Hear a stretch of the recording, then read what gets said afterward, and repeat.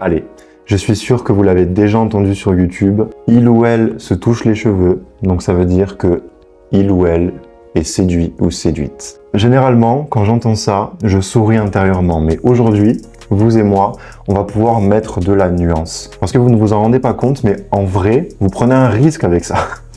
Parce que des fois, c'est carrément l'inverse, et on va le voir. Les cheveux sont la partie la plus douce du corps, donc emmènent généralement un rapport de douceur, mais c'est pas toujours le cas. Ça dépend de plusieurs choses, et on va voir ça ensemble. Imaginez ces deux situations. Dans la première, une personne s'apprête à vous dire quelque chose, et juste avant, elle place ses cheveux comme ça sur la gauche. Et vous sentez là que, ici, le mouvement est plus doux, la personne ouvre son visage vers l'extérieur, elle montre un peu plus son côté gauche du visage, du corps. Donc là, on est plus sur quelque chose de passif, douceur, etc. Maintenant, imaginez une deuxième situation où une personne s'apprête à vous dire quelque chose, mais cette fois-ci, elle fait ça. Vous sentez là que c'est très différent. Le geste ici est fait de manière plus rigide, et en même temps, la personne ferme ici, elle montre plus son visage droit. C'est le même geste, mais pourtant, vous sentez bien que il y a quelque chose de différent dans la signification, dans le sens, dans ce que la personne vit. Donc tout d'abord, il est important de regarder de quel côté du visage le geste est effectué. En lien avec les deux hémisphères du cerveau, sur le côté droit, ici, on sera plus sur des mouvements de rectitude, des mouvements plus rigides.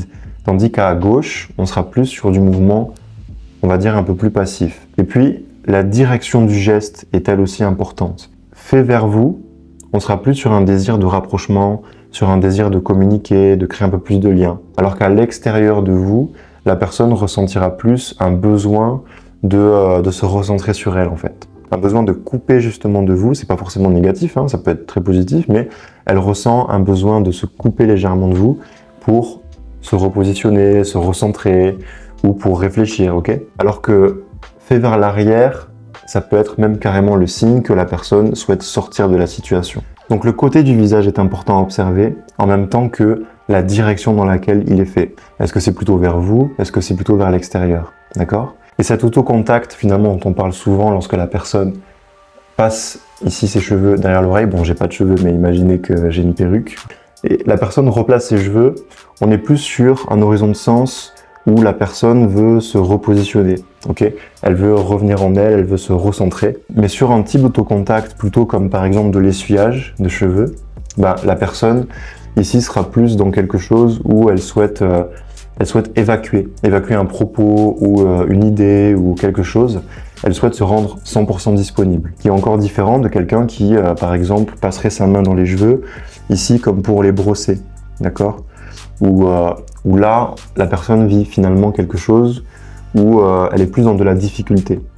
L'envie de se sortir d'une situation difficile, là, c'est compliqué, j'aimerais me sortir de cette situation. Imaginez votre enfant ou votre collègue de travail en train de réfléchir sur une problématique ou un sujet, et vous l'observez comme ça, en train de se passer la main ici dans les cheveux. Vous sentez que c'est pas positif. Et à ce moment-là, vous pouvez le questionner sur ce qui se passe pour lui ou ce qu'il est en train de vivre. De la même manière, messieurs, plutôt pour vous, vous êtes en rendez-vous galant et la jeune femme qui est en face de vous, vous lui faites un super compliment et vous observez qu'elle lance ici sa mèche vers l'arrière, en mode lancer de frange. Eh bien, ici, on est plus sur une attitude de rejet, par exemple. Mais vous penseriez à tort que c'est une attitude de séduction. Il y a 7 configurations différentes lorsque la main passe dans les cheveux. Et toutes ne sont pas positives. Et il est important de dire aussi qu'on passe notre main dans les cheveux, tout simplement, des fois pour se recoiffer. Et donc il n'y a pas nécessairement de signification à chaque fois, et pas seulement du coup sur la séduction. Donc rappelez-vous, le côté du visage est important, sur la droite, des mouvements plus de rectitude, et vers la gauche, des mouvements plus passifs, et la direction maintenant, vers vous, plus une volonté de communiquer et de rapprochement, plus vers l'extérieur, à l'extérieur de vous, un besoin de se recentrer ou de se repositionner, voire peut-être de sortir d'une situation. Et vis-à-vis de la main dans les cheveux, la personne peut aussi bien se recentrer positivement votre présence et vouloir se rapprocher de vous, comme elle peut aussi bien rejeter ce que vous dites, voire avoir envie de sortir d'une situation qui est difficile pour elle.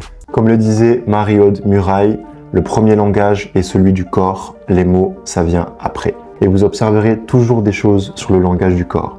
Mais vous pouvez aussi, sans interpréter, laissez la signification venir avec les mots de la personne, ou vous pouvez la questionner pour essayer de mieux la comprendre. Donc si tout ça vous intéresse, vous pouvez cliquer sur le lien dans la description pour démarrer l'aventure. Autrement, laissez un pouce bleu ou vous abonner à cette vidéo si ça vous a plu. Quant à moi, je vous dis merci et à très vite pour un prochain moment ensemble.